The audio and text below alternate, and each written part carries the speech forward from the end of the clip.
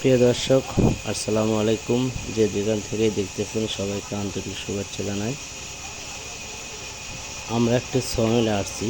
তো দেখেন, এই তো গরমের ভিতর একটু পরিশ্রম করতেছে এনারা।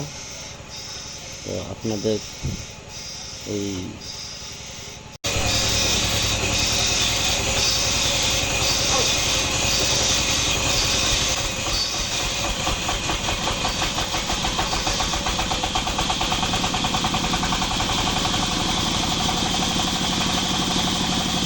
ভিডিওটা দেখার জন্য যে কীভাবে একটি কাঠকে ফাড়িয়া তারপরে বিভিন্ন ধরনের জিনিস তৈরি করা হয়। গরমের অতিরিক্ত গরমে কাজ করাটাই বেশি বড় দায়। দেখবেন একটু কীভাবে কাঠটা ফাড়ে।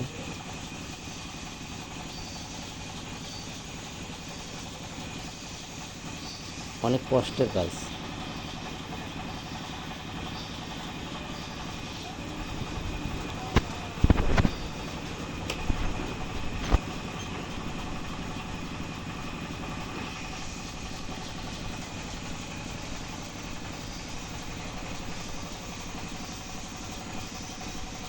একজন ওই পাশে, দুইজন এই পাশে থেকে করবে।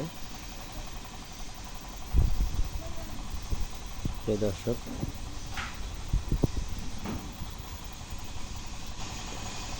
পরিশ্রম অতিরিক্ত, তার মধ্যে বেশিরভাগই গরম।